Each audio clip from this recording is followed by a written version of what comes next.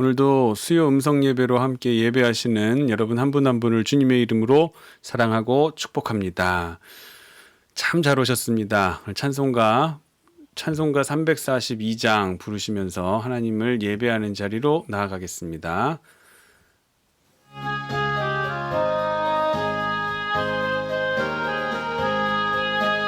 너 시험을 당해 죄 짓지 말고 너 용기를 다해 건물리치라. 너 시험을 이겨 새 힘을 얻고 주 예수를 믿어 늘 승리하라. 우리 구주의 힘과 그의 위로를 빌라. 주님 내 편에 서서 항상 도우시리. 내 친구를 삼가 잘 선택하고 너행을 삼가 늘 조심하라. 너 열심을 다해 늘 충성하고 온 정성을 다해 주 봉사하라. 우리 구주의 힘과 그의 위로를 빌라. 주님 내 편에 서서 항상 도우시리.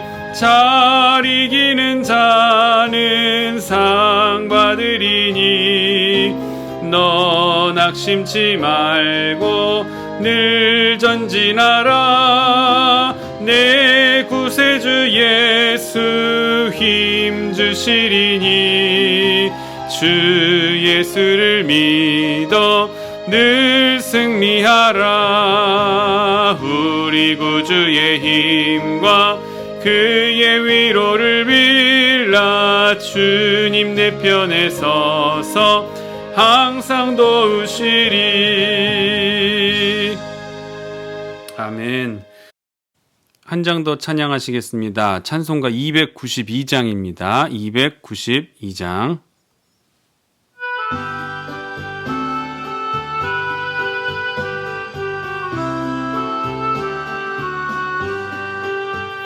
주 없이 살 수 없네 죄인의 구주여. 그 귀한 보배 피로 날 구속하소서.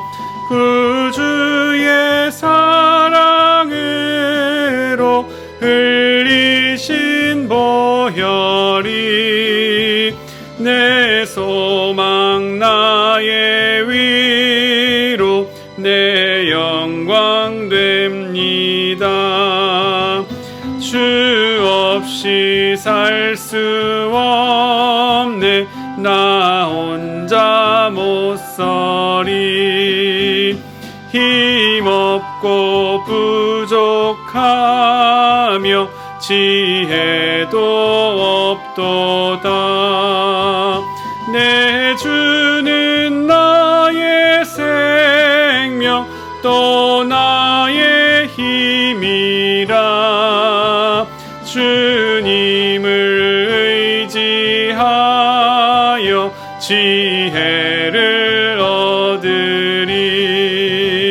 주 없이 살 수 없네 내 주는 아신다. 내 영의 깊은 간구 마음의 소원을 주밖에 나의 마음 네 알아주리요. 내 마음 위로하사 평온케 하시네. 주 없이 살 수 없네 세월이 흐르고 이 깊은 고독 속 모르겠네. 생명 끝나도 사나운 풍랑일 때 날 지켜주시니 내 곁에 계신 주님 늘 힘이 됩니다. 아멘.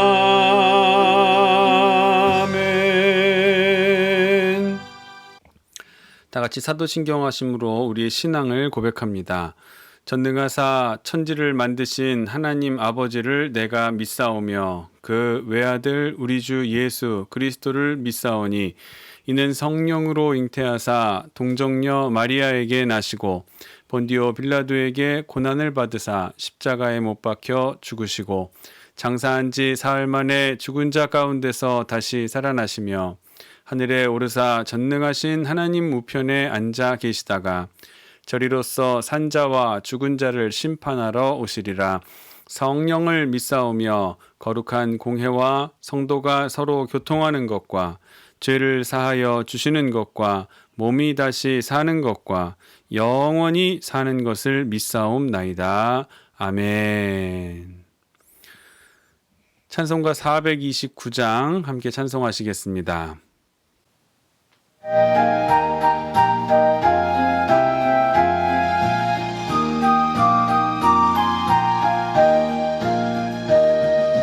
세상 모든 풍파 너를 흔들어 약한 마음 낙심하게 될 때에 내려주신 주의 복을 세어라. 주의 크신 복을 내가 알리라. 받은 복을 세어보아라. 크신 복을 내가 알리라. 받은 복을 세어보아라. 주의 크신 복을 내가 알리라. 세상 근심 걱정 너를 누르고 십자가를 등에 지고 나갈 때 주가 내게 주신 복을 세어라. 두려움 없이 항상 찬송하리라. 받은 복을 세어보아라. 크신 복을 내가 알리라. 받은 복을 세어보아라. 주의 크신 복을 내가 알리라. 세상 권세 너의 앞길 막을 때 주만 믿고 낙심하지 말아라. 천사들이 너를 보호하리니 염려 없이 앞만 보고 나가라. 받은 복을 세어보아라. 크신 복을 내가 알리라. 받은 복을 세어보아라. 주의 크신 복을 내가 알리라. 아멘. 기도하겠습니다. 하나님 아버지, 은혜를 참 감사합니다. 오늘도 우리를 부르시고 아버지 앞에 나와서 함께 예배할 수 있게 하시니 진심으로 감사드립니다. 주의 전에 모여서 함께 예배하고 싶은 마음이 간절하여지만 그럴 수 없는 지금의 상황에서 이렇게라도 예배하는 저희를 불쌍히 여겨주시고 우리에게 긍휼을 베풀어 주셔서 이 시간 음성 예배 속에서도 하나님께서 동일하게 역사하시는 귀한 은혜를 얻게 하여 주시옵소서. 주님, 하늘의 문을 여시고 한마음으로 주님의 뜻을 구하는 우리의 기도에 응답하시기를 원합니다. 우리의 지혜와 능력이 되시는 주님, 오늘은 이 나라의 일꾼을 세우는 국회의원 선거가 있었습니다. 많은 유권자들에게 이 지역과 나라를 바르게 섬길 일꾼이 누구인지 판단하게 하셨으니 이제 이후로는 주님께서 이루어 주시기를 원합니다. 사람의 뜻이 아닌 아버지의 뜻을 발견할 수 있게 하여 주시옵소서. 코로나19가 더 이상 확산되지 않고 이제 점점 그 수를 줄어들게 해 주시니 진심으로 감사드립니다. 마지막까지 긴장의 끈을 놓지 않고 교회와 성도들의 가정이 이 상황을 극복하는 데에 마중물이 될 수 있도록 위에서 열심히 노력하며 지낼 수 있도록 주여 도와 주시옵소서. 정부와 의료진 그리고 수많은 봉사자들을 기억해 주시기를 원합니다. 위정자들에게는 당리당략을 떠나 국민을 뜨겁게 사랑하는 하나된 마음을 부어 주시기를 원합니다. 주님께서 저들에게 지혜가 되어주시고 능력이 되어주시사 올바른 판단과 정책을 내어서 이 상황을 슬기롭게 수습해 나갈 수 있게 도와 주시옵소서. 이 시간에도 사랑하는 가족들을 두고 코로나19 방역과 구호에 힘쓰면서 자기에게 맡겨진 자리를 든든히 지켜내는 봉사자들이 있습니다. 또 물질과 물품으로 후원하는 도움의 손길들도 있습니다. 지극히 작은 자에게 한 것이 바로 내게 한 것이라고 칭찬하시면서 약속하셨던 참된 복을 저들에게 허락하여 주시기를 원합니다. 이 어려운 상황 속에서도 또 주의 몸된 제단을 세우기 위한 교육관 건축을 진행할 수 있게 하시니 진심으로 감사드립니다. 우리 교회를 향해서 품고 계신 하나님 아버지의 뜻을 기도로서 알아가게 하시고 이를 위하여 최선을 다하는 건축위원들에게 지혜 부어주시고 부족함 없이 채워주셔서 주신 사명 감당하기를 원합니다. 은혜 베풀어 주시옵소서. 앞으로 좋은 사람들을 많이 만나게 하시고 물질적으로 부족함 가운데에 있으나 능히 이것도 채워주실 하나님의 인도하심을 기대하며 기다리며 기도하며 나갈 수 있는 저희들이 될 수 있도록 인도하여 주시옵소서. 이 시간 또한 주님께서 주시는 말씀을 들고 단에 세우셨사오니 거룩한 하나님의 말씀에 온전한 대언자가 되게 하시고 듣는 저희에게는 성령과 지혜로 충만한 풍성한 은혜의 시간이 될 수 있도록 인도하여 주시옵소서.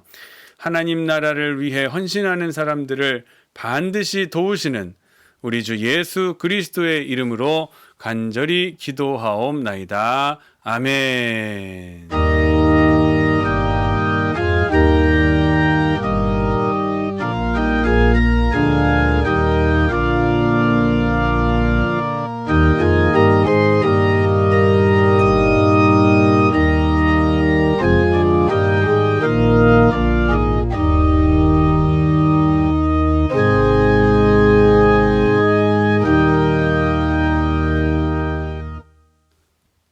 오늘 우리에게 주시는 하나님의 말씀은 사무엘하 14장 28절에서 33절까지의 말씀 함께 봉독하시겠습니다.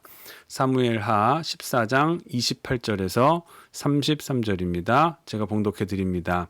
압살롬이 이태 동안 예루살렘에 있으되 왕의 얼굴을 보지 못하였으므로 압살롬이 요압을 왕께 보내려 하여 압살롬이 요압에게 사람을 보내 부르되 그에게 오지 아니하고 또 다시 그에게 보내되 오지 아니하는지라. 압살롬이 자기의 종들에게 이르되 보라, 요압의 밭이 내 밭 근처에 있고 거기 보리가 있으니 가서 불을 지르라 하니라. 압살롬의 종들이 그 밭에 불을 질렀더니 요압이 일어나 압살롬의 집으로 가서 그에게 이르되 어찌하여 네 종들이 내 밭에 불을 질렀느냐 하니 압살롬이 요압에게 대답하되 내가 일찍이 사람을 내게 보내 너를 이리로 오라고 청한 것은 내가 너를 왕께 보내 아뢰게 하기를 어찌하여 내가 그슬에서 돌아오게 되었나이까. 이때까지 거기에 있는 것이 내게 나았으리다 하려 함이로다. 이제는 네가 나로 하여금 왕의 얼굴을 볼 수 있게 하라. 내가 만일 죄가 있으면 왕이 나를 죽이시는 것이 옳으니라 하는지라. 요압이 왕께 나아가서 그에게 아뢰매 왕이 압살롬을 부르니 그가 왕께 나아가 그 앞에서 얼굴을 땅에 대어 그에게 절하매 왕이 압살롬과 입을 맞추니라. 아멘. 오늘 예배에 참석하신 사랑하는 성도 여러분을 주님의 이름으로 사랑하고 축복합니다. 오늘 사무엘하 14장 28절에서 33절까지의 본문을 가지고 압살롬의 분노라는 제목으로 하나님의 말씀을 증거하겠습니다. 지난 시간까지 드고아의 여인을 앞세워서 요압은 이를 꾸며서 다윗으로부터 압살롬의 귀환 허가를 얻어내고야 말았습니다. 하지만 거기까지였습니다.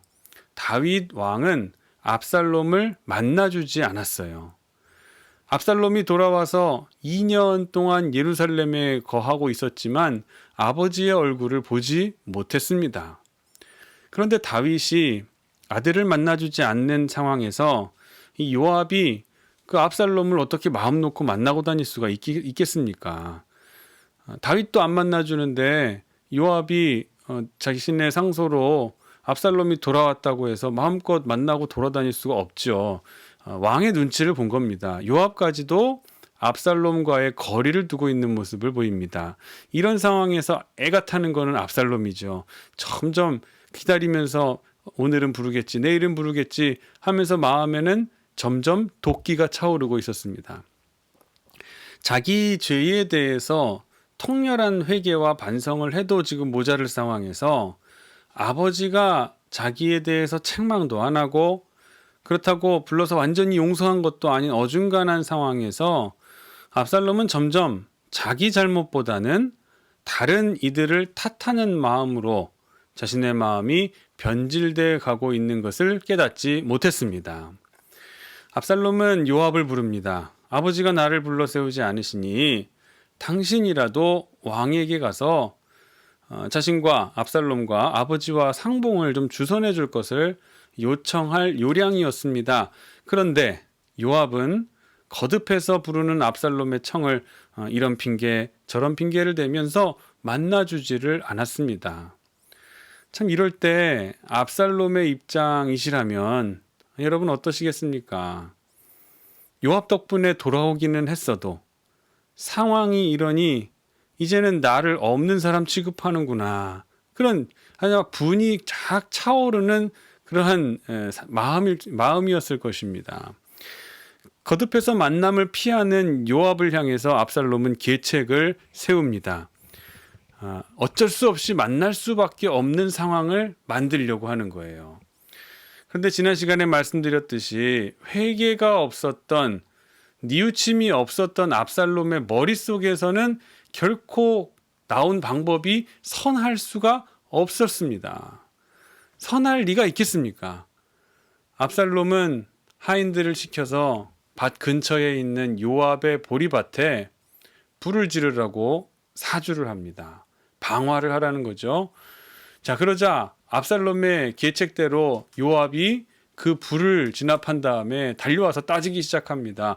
왜 종들을 시켜서 자기 밭에 불을 붙여 놓았느냐고 따지는 거죠. 이때 압살롬은 여전히 표독스러운 모습을 보입니다. 불을 지른 것에 대한 일말의 미안함이나 그리고 이렇게 해서라도 할 수밖에 없었던 나의 사정을 좀 용서해달라는 뉘앙스가 전혀 보여지지 않습니다. 그저 자기가 원하는 바만을 전하고 있는 것을 보여줍니다. 아주 악독한 인물이 아닐 수가 없어요. 왜 왕이 그 술에 숨어 있었던 자신을 오라고 이야기한 것인지 그걸 내가 직접 나가서 물어봐야겠다라면서 닥달을 합니다. 그리고 32절 후반부에 보면은 이런 의미의 말을 덧붙입니다. 내게 죄가 있다면 차라리 왕이 자신을 죽이는 것이 가하다라고 이야기합니다. 그런데 이것이 예의상 한 건지 아닌지는 모르겠지만 신기하게도 압살롬은 자기가 뱉은 말대로 마치 그 말에 올무가 매인 것처럼 해서 그렇게 죽고 맙니다. 이후에 어떻게 상황이 진행되던지 간에 이렇게 해서 압살롬은 목적을 위해 수단과 방법을 가리지 않고 결국은 왕 앞으로 나아가고자 한 그 목적을 달성하고야 말았습니다. 자, 그런데 우리가 다윗의 입장에서 이 상황을 한번 생각해 보면 어떨까요? 모호한 다윗의 모습이었다고 지난 시간에도 말씀을 드렸지만 그렇게 볼 수도 있지만 한 가지 분명했을 것은 압살롬에게 자신의 잘못을 기억하고 근신하면서 살라는 어떤 침묵 명령이나 같은 것이 아니었을까. 압살롬, 네가 지은 죄가 있고 또 백성들도 너에 대한 인심이 안 좋으니 내가 너를 지금 만나서 너의 죄를 용서하는 것보다는 네가 너의 자신의 죄를 통렬하게 반성하고 그리고 침묵하며 근신하며 집안에 구류하며 스스로 자가격리를 하는 것이 어떻겠느냐. 그렇게 다윗이 마음이 그 의중을 가지고 있었지 않았겠습니까? 따라서 이 압살롬은 자기 죄를 좀 회개하고 근신하는 삶을 사는 것이 마땅하였습니다. 그럼에도 불구하고 우리는 그에게서 근신하는 모습을 전혀 발견할 수가 없습니다. 오히려 왕이 부르기도 전에 먼저 스스로 나아가려고 했어요. 왜 나아가려고 했을까요? 과거의 위상과 영광을 회복하려고. 왕이 계승서열 이제 1위가 된 자신의 자리를 다시금 회복하기 위함이었던 거예요. 그런데 이게 뜻대로 잘 되지 않으니까 요압의 보리밭에 불을 지르는 것을 서슴지도 않았던 것입니다. 지금 압살롬은 자기가 했던 잘못에 대해서 일말의 뉘우침도 없는 거예요. 30절을 다시 한번 보겠습니다. 압살롬이 자기의 종들에게 이르되 보라, 요압의 밭이 내 밭 근처에 있고 거기 보리가 있으니 가서 불을 지르라 하니라. 압살롬의 종들이 그 밭에 불을 질렀더니, 지금 불을 지르는 압살롬의 행위는 두 가지 측면에서 생각해 볼 수가 있습니다. 첫째는 자기가 거듭해서 요압을 불렀음에도 불구하고 요압이 와주지 않는 데에 대한 보복 행위였다고 첫 번째로 볼 수가 있어요. 보복이에요. 두 번째로는 자신의 부름에도 와주지 않는 요압으로 하여금 자발적으로 내 앞에 오게 하려는 수단으로서 불을 지른 거라고 볼 수가 있는 거죠. 오게 하려는 것, 그 두 번째 의도가 이거였다고 본다면 압살롬의 의도는 성공을 거뒀다고 볼 수 있는 겁니다. 왜냐하면 압살롬의 처사에 항의하기 위해서 31절에 보니까 즉시 달려왔기 때문이죠.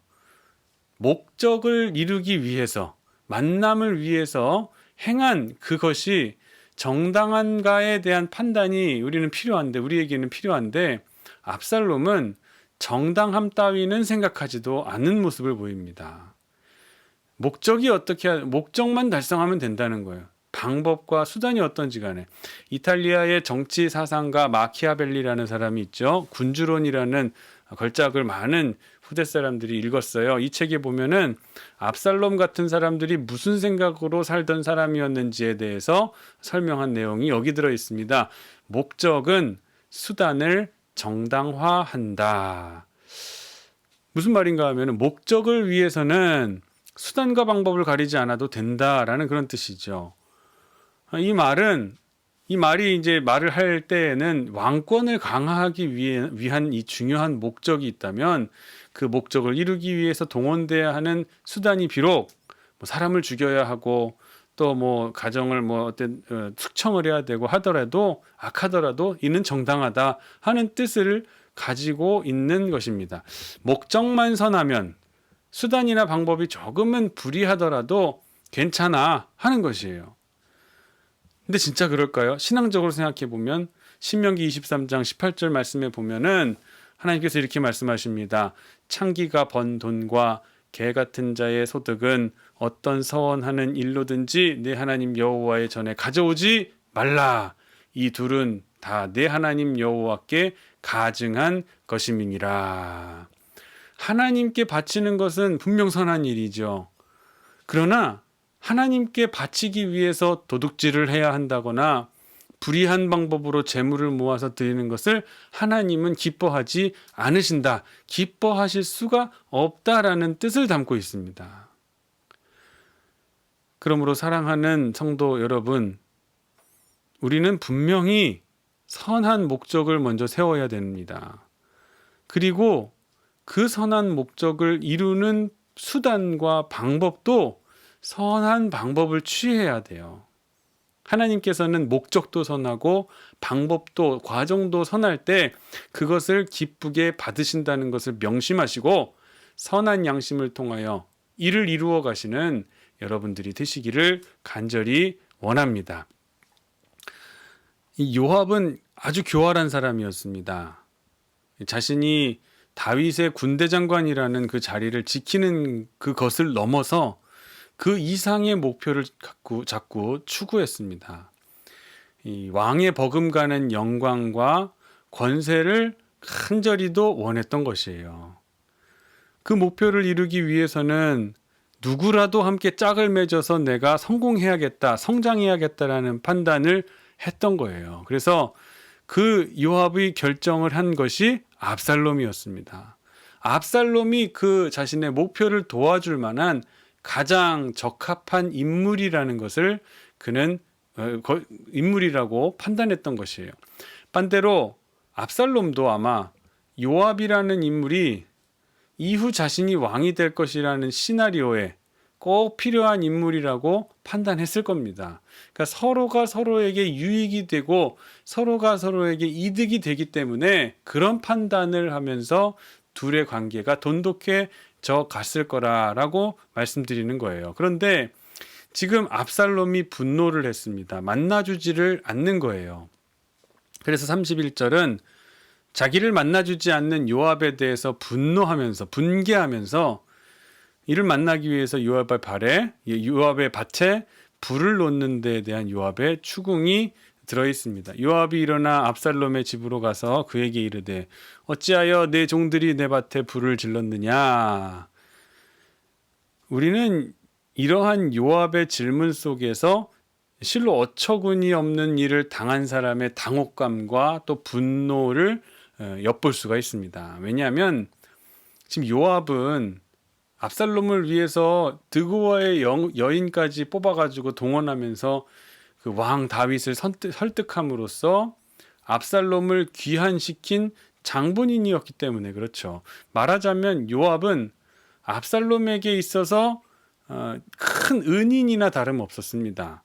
따라서 요압은 지금 설마 자신으로부터 그토록 은혜를 입은 압살롬이 이러한 배은망덕한 짓을 하렸으리라고는 전혀 상상할 수도 없었을 것이에요.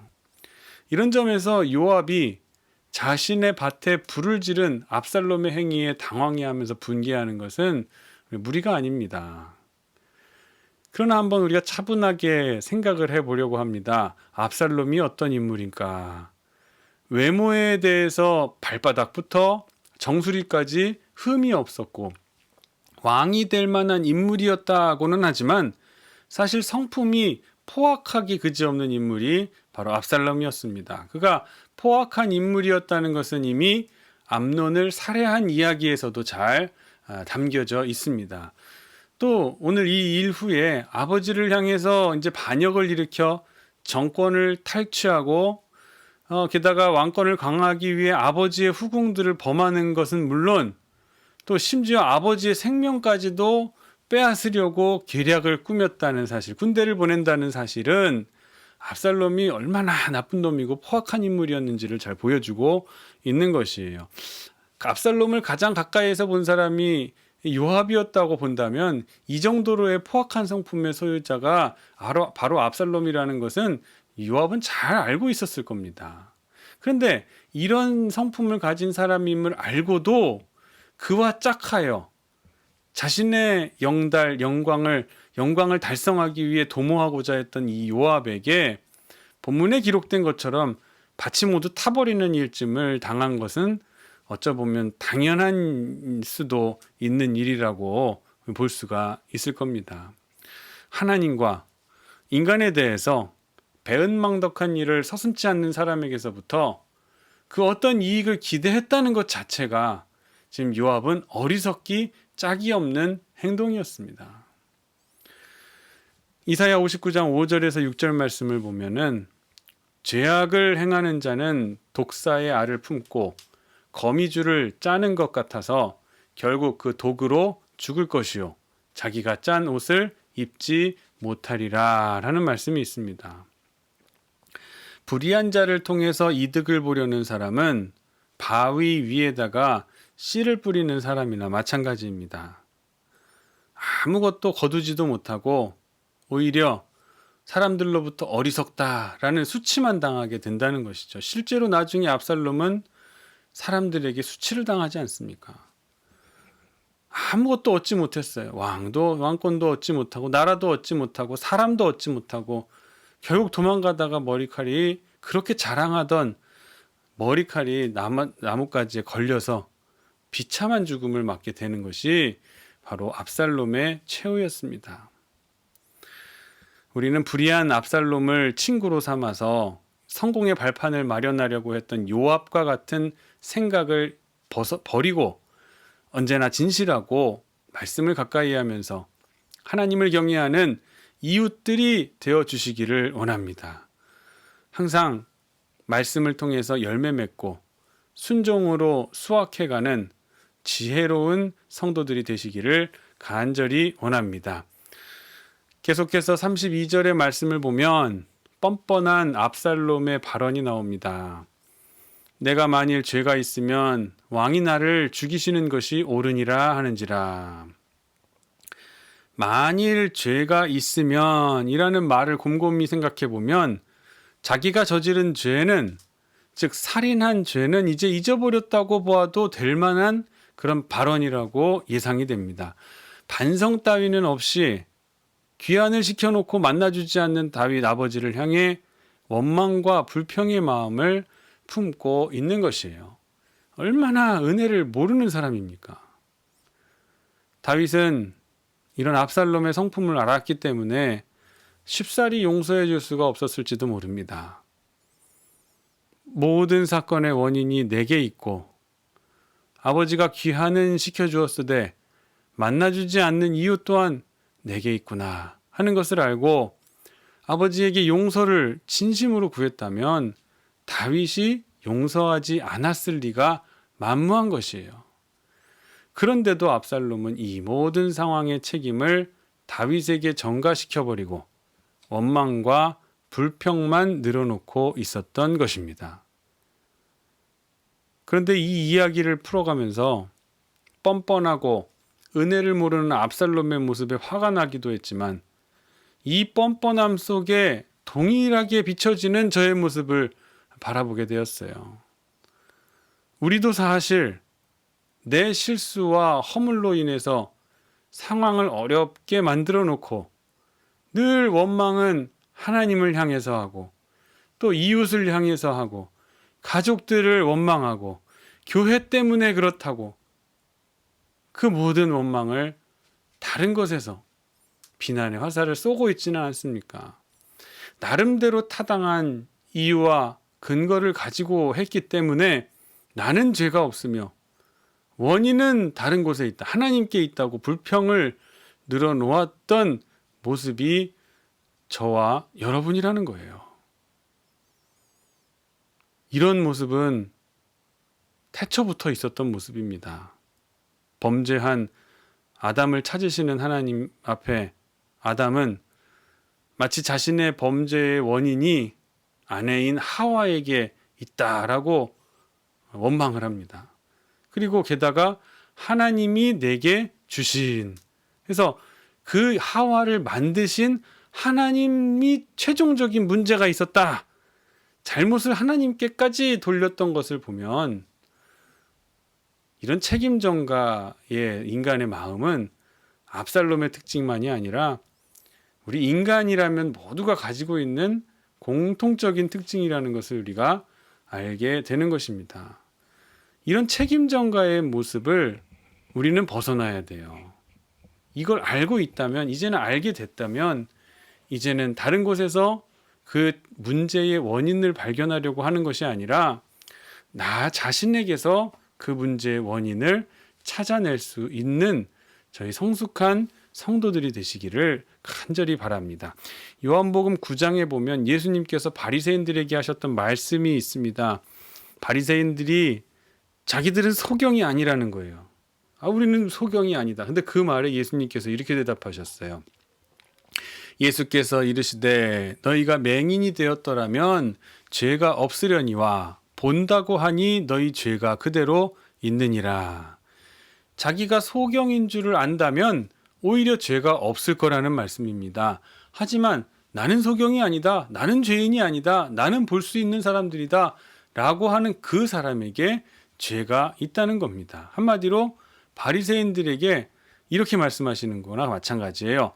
야, 볼 줄 아는 사람들이 도대체 왜 그러냐? 볼 줄 아는 사람들이 왜 그래? 이렇게 말씀하시는 거예요.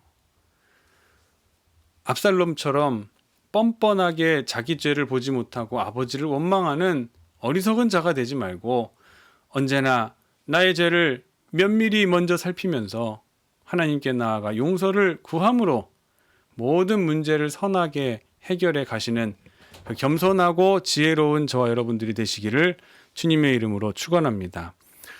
청결한 양심, 선한 양심을 품으시기를 원합니다. 죄는 우리의 양심을 마비시켜서 죄의 문제에 대해서 무뎌지게 만들어버립니다. 형제를 살해한 압살롬의 범죄는 사형에 해당하는 중대한 범죄였습니다.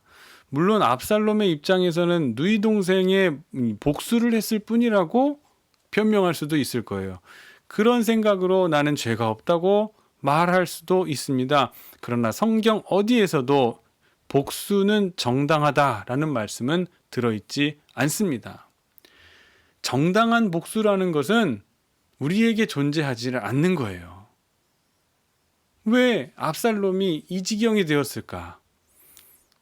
죄를 죄로 여기지 못하는 사람이 되어버렸을까? 괴물 같은 사람으로 괴물로 변하여 버렸을까? 그것은 바로 압살롬의 양심이 죄로 인해서 마비되었기 때문에 그렇습니다. 하나님께서는 우리가 죄를 깨달아 알 수 있도록 우리의 마음속에 양심을 심어주셨습니다. 사람들이 율법은 몰라도 양심을 통해서 죄를 깨닫고 죄를 멀리하게 되는 것이에요. 물론 양심이 율법처럼 죄를 정확하게 깨닫게 하지는 못합니다. 정죄하지는 못해요. 하지만 양심은 율법이 없는 사람에게 선악이 무엇인가를 판단하게 하는 중요한 훌륭한 기준이 됩니다. 그래서 로마서 2장 14절 말씀 보면 율법 없는 이방인의 본성으로 율법의 일을 행할 때에는 이 사람은 율법이 없어도 자기가 자기에게 율법이 되나니 이런 이들은 그 양심이 증거가 되어 그 생각들이 서로 혹은 고발하며 혹은 변명하여 그 마음에 새긴 율법의 행위를 나타내느니라. 양심이 증거가 되어서 행위를 판단할 수 있게 한다는 거예요. 그런데 문제는 이 양심이 마비되거나 더러워질 수도 있다는 사실입니다. 더 나아가서 죄를 짓고도 그것을 죄로 여기지 않는 그런 지경에 이르게 될 수도 있다는 겁니다. 로마서 1장 28절의 말씀 보면 악한 자들이 범하는 대표적인 22가지의 죄악이 나열되어 있습니다. 거기에 보면 불의와 추악과 탐욕과 악의가 가득한 자요. 이렇게 하면서 등등 나갑니다. 이런 죄를 악인들은 자신들이 그러한 악을 행할 뿐만 아니라 그렇게 죄를 짓는 사람들까지도 옳다 한다고까지 한다는 거예요. 그러니까 그 죄를 짓는 22가지 아주 나쁜 추악한 죄들을 짓는 사람들이 너희들 옳게 사는 거다 라고까지 한다는 거예요. 바울은 이런 사람들의 양심을, 이 무뎌져 버린 양심, 그리고 더러워져 버린 양심, 마비된 양심을 화인 맞은 양심이라고 말씀하였습니다. 실제로 세상을 살다 보면 죄를 짓고도 오히려 큰 소리 치면서 사는 사람들이 얼마나 많습니까? 심지어 죄를 의로운 것이고 또 어쩔 수 없었다라고 미화하는 사람들도 있어요. 압살롬 같은 겁니다. 우리는 이렇게 화인 맞은 양심을 가지고 살아서는 안 됩니다. 죄라는 것은 죄로 바로 알고 그것을 금할 수 있는 성도들이 되시기를 바랍니다. 율법을 보고 죄인지 아닌지 그 구분하기에 앞서서 저와 여러분이 가진 선한 양심을 통해서 죄를 먼저 깨닫고 또 가능한 한 멀리하는 거룩한 그런 삶을 살아가시기를 바랍니다. 죄가 우리의 양심을 마비시키기 전에 회개를 통해서 우리 안에 죄를 늘 제거하고 항상 살아있는 양심을 가지고 살아가야 한다는 것을 오늘 말씀을 통해 꼭 잊지 마시기를 원합니다. 말씀을 맺겠습니다. 어떤 경우에도 목적이 수단과 방법을 정당화할 수는 없습니다. 선한 목적을 세움과 더불어서 그것에 이르는 수단과 방법들도 선해야 한다는 것을 꼭 잊지 마시기 바랍니다. 또한 아무리 나를 도와줄 것 같은 사람이 있다 할지라도 불의한 자들과 짝하여서 이득을 보려는 것은 바위 위에다가 씨를 뿌리는 것과 같이 결과도 없는 허무하다는 것을 기억하시고, 요압이 압살롬과 손을 잡았을 때를 생각하시면서 우리는 절대 불의와 손잡지 않는 그런 성도들로 다짐해 가시기를 바랍니다. 마지막으로 선한 양심, 착한 양심, 우리 안에 죄가 머물게 하지 못하게 해서 언제나 살아있는 양심을 지니고 살아가시는 여러분 되시기를 주님의 이름으로 간절히 축원합니다. 함께 기도하겠습니다. 우리의 목적은 언제나 하나님의 선하시고 온전하신 뜻을 이루어 드리는 곳에 있게 하시고 품게 하여 주시옵소서. 뜻을 허탄한 곳에 두거나 목적이 선하다고 하여 수단과 방법을 가리지 않는 양심에 화인 맞은 것과 같은 상태로 살아가지 말게 하시고, 선한 양심과 착한 양심으로 주님 주신 일에 최선을 다해 갈 수 있는 주의 자녀들이 되게 하여 주시옵소서. 주님의 부활의 능력을 믿습니다.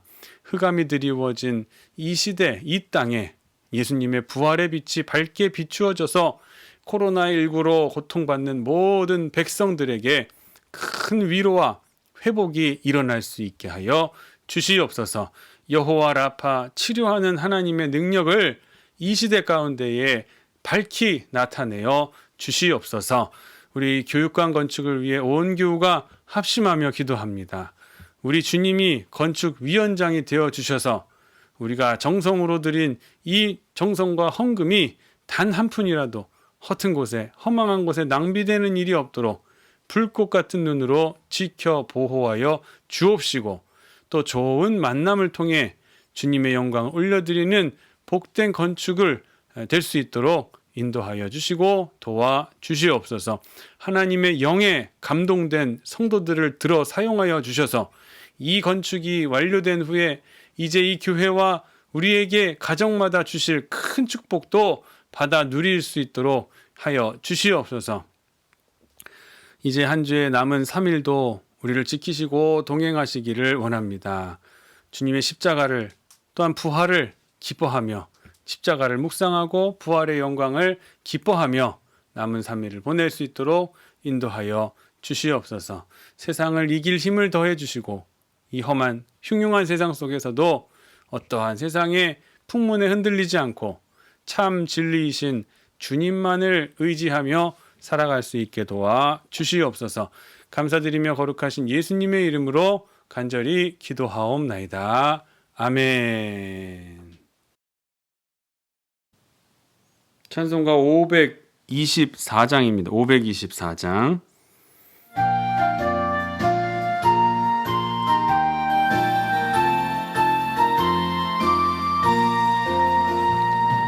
갈 길을 밝히 보이시니 주 앞에 빨리 나갑시다. 우리를 찾는 구주 예수 호돌하시네.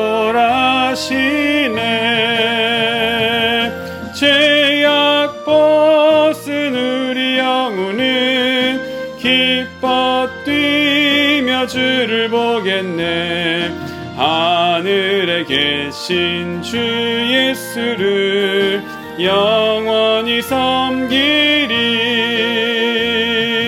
우리를 오라 하시는 말 기쁘게 듣고 순종하세. 구주를 믿기 지체 말고 속속히 나가세. 죄악 벗은 우리 영혼은 기뻐 뛰며 주를 보겠네. 하늘에 계신 주 예수를 영원히 섬기리. 주 오늘 여기 계시오니 다 와서 주의 말씀 듣세. 듣기도 하며 생각하니 참 진리시로다. 죄악 벗은 우리 영혼은 기뻐 뛰며 주를 보겠네. 하늘에 계신 주 예수를 영원히 섬기리. 아멘. 교회 소식 말씀드리겠습니다. 지난 주일 아침부터 우리 새벽 예배가 시작됐습니다. 평일 월요일부터 금요일까지는 새벽 5시, 주일 오전엔 7시입니다. 참고하시고 예배를 잘 활용해 주시기를 바랍니다. 주일 오전 예배 안내해 드립니다. 4월 26일부터 저희가 예배를 드릴 겁니다. 오전 9시 1부, 오전 11시 2부, 그러니까 반씩 나누어 드리는데 잘 들으시고 예배에 참석해 주시기를 바랍니다. 1부 예배 9시에는 남선교회, 바울 남선교회, 디모데 남선교회, 여성교회는 드보라, 에스더, 마리아 여선교회가 9시에 예배를 드립니다. 2부 11시 예배에는 모세, 베드로 남선교회, 사라, 리브가, 한나 여선교회가 2부의 예배를 함께 드립니다. 교회학교 아동부 학생부 청년부는 협의 중에 있습니다. 함께 결정이 되면 또 따로 광고해 드리도록 하겠습니다. 수요 예배도 마찬가지로 4월 26일이 지난 그 주 수요일부터 다시 드리고, 금요 예배도 그 주 5월 1일부터 금요일 저녁부터 예배 다시 드리도록 하겠습니다. 지난 주일 광고 드린 대로 예배 참석하시는 분들 지침 잘 준수해 주시고 체온과 또 손소독 그리고 방명록 잘 작성해 주시면 감사하겠습니다. 경기연회가 5월 21일부터 22일까지 꿈매교회에서 있습니다. 잘 다녀오도록 하겠고, 이 코로나 때문에 연기된 건데 또 이 코로나가 이 경기연회에 어려움이 되지 않도록 위해서 한 명도 그런 불미스러운 일이 일어나지 않고 잘 마칠 수 있도록 위해서 기도해 주시기를, 안전한 연회가 될 수 있도록 위해서 기도해 주시기를 바랍니다. 기도해 드렸지만 교육관 건축이 지금 진행되고 있습니다. 교회 건축위원 여러분들께서도 매주 모이면서 함께 의논하고 또 미비된 거 점검해 가고 또 업자를 선정하는 문제에서 여러 가지를 앞두고 기도하고 있는 그런 상황입니다. 좋은 사람들을 만날 수 있게 또 건축이 잘 시작되고 마무리되는 그 순간까지 예수님께서 우리 교회의 건축위원장이 되어주셔서 부족한 것 없이 능력으로 하나하나 잘 이루어갈 수 있게 해달라고 위해서 좀 많이 기도해 주시고 한마음으로 기도해 주시기를 바랍니다. 축도함으로 예배 마치겠습니다. 지금은 모든 사망 권세를 이기시고 부활의 영광으로 우리에게 나타나신 예수 그리스도의 은혜와 그 아들을 우리에게 보내신 아버지 하나님의 무한하신 사랑하심과 우리와 함께 하셔서 부활의 기쁨을 가지고 살아가게 하시는 임마누엘 성령님의 감동, 역사, 내조, 충만, 교통, 인도하심이 언제나 선한 양심을 유지하여 말씀을 따라 살아감으로써 하나님의 온전하신 뜻을 이루기를 원하고 돌아가는 사랑하는 대장교회 성도들의 머리머리 위에와 코로나19로 고통받고 고난받는 하나님의 교회들과 또 성도들 위해 영과 육의 질병에서 회복시켜 주시기를 원하는 우리의 모든 지체들과 성도들의 사업장과 직장과 학업과 진로와 배우자와 태열매를 위해서 기도하는 우리와 우리의 자녀들의 머리 위에 지금으로부터 영원토록 함께 하시기를 간절히 축원하옵나이다. 아멘.